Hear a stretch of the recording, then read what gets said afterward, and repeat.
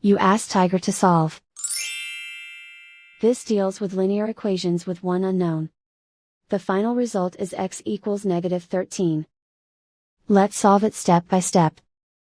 Group all constants on the right side of the equation. Subtract 8 from both sides.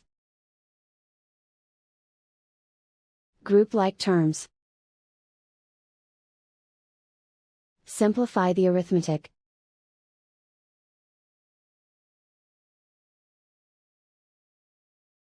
Isolate the x. Divide both sides by -3. Cancel out the negatives. Simplify the fraction.